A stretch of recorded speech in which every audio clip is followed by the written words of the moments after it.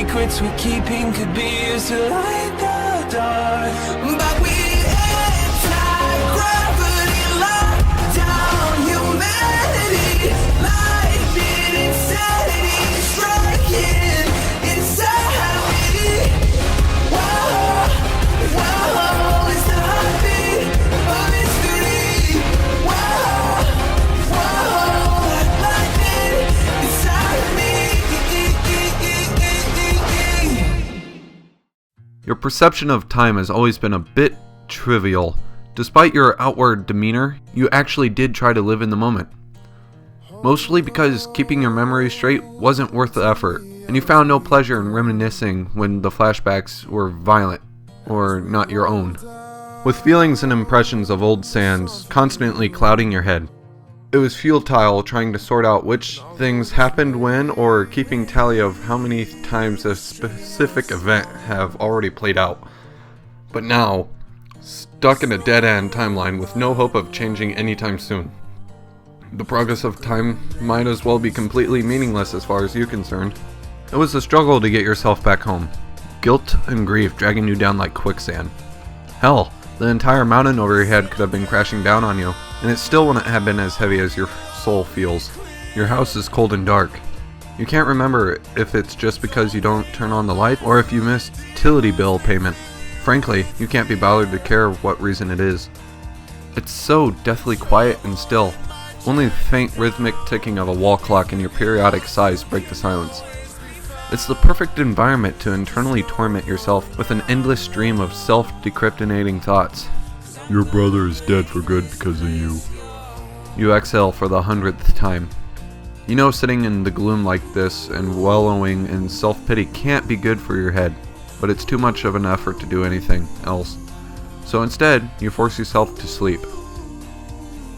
You've been sleeping a lot more lately, even by your standards. One part because there's nobody to stop you, and the other because you'd rather stay unconscious, where cold reality was not welcome to hard truths did not have to be faced.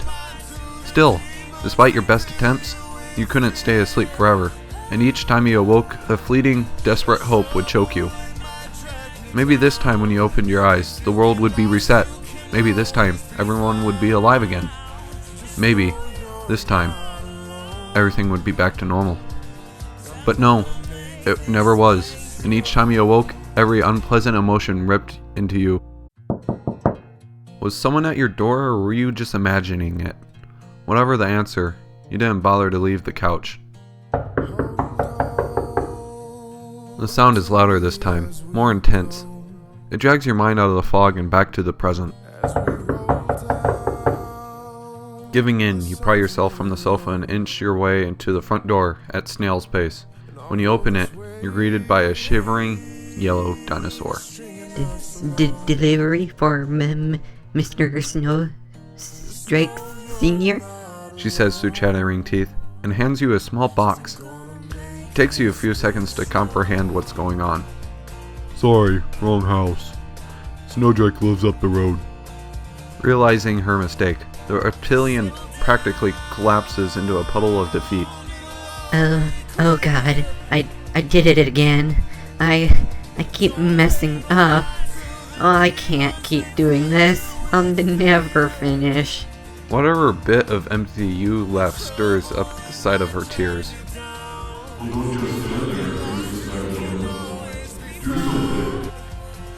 Hey, you look cold. You want to come in?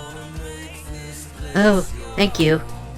The dinosaur sniffles, and you sidestep as she shuffles in, dragging a large mail stack behind her.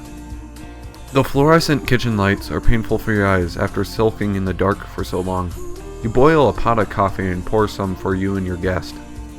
So, why is a cold-blooded reptilian delivering mail in Snowden? I'm Asgore's royal scientist. I placed security cameras all throughout the underground for scientific purposes. But as a side effect, I ended up learning where everybody lives. She sips her coffee and you take a seat across from her, hoping she'll elaborate.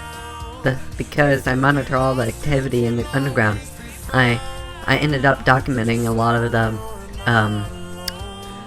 slaughter that happened over the last few weeks. Asgore asked me to identify and collect every victim's dust with my tapes and return everyone to their families so that they could all have proper funerals. It takes me a long time to match up and recover everyone. She nods to her bag, which you infer is filled with more small boxes of dust. I still have a lot of deliveries to make.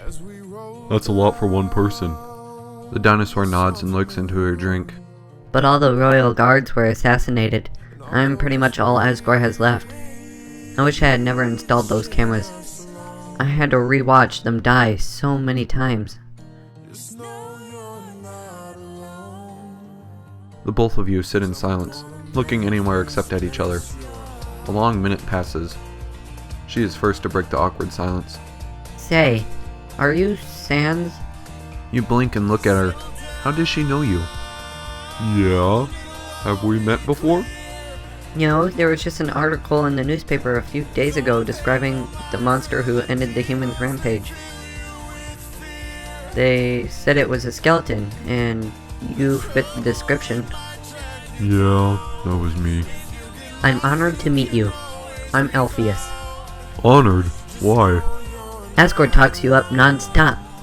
He and the rest of Underground consider you a hero. You slouch in your chair and sink into your coat.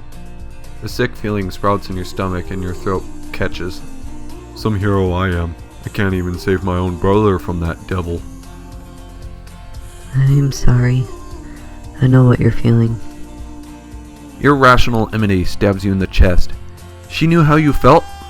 How could she possibly understand how you feel? Nobody could understand this.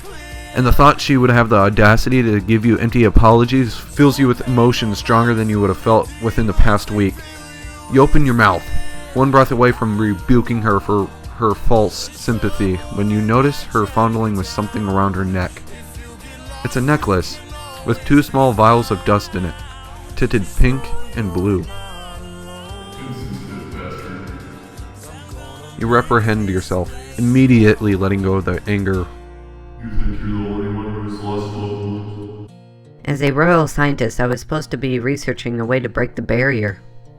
But instead I wasted my time with cartoons and comic books when I could have been finding a solution for our freedom.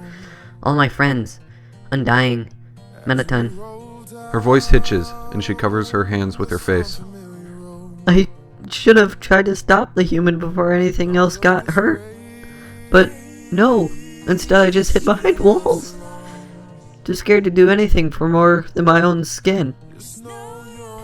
Now I couldn't help wonder, how far would I have gotten in my research if I hadn't been so tropid? Could I have found a way for us to escape the underground before all this happened? I bet I could have. We could have all avoided all of this if it wasn't for me. This is all my fault. Man, you could relate to that. Now it was your turn to bite back, saying, I know how you feel. Alpheus cries quietly, tears rolling into her coffee. You keep your eyes down, having nothing to say to conceal her. I'm sorry. You probably didn't want to hear all that. Oh, it's alright. Thank you for the coffee. I should really be on my way. Alpheus heaves the mailbag over her shoulder and you see her out.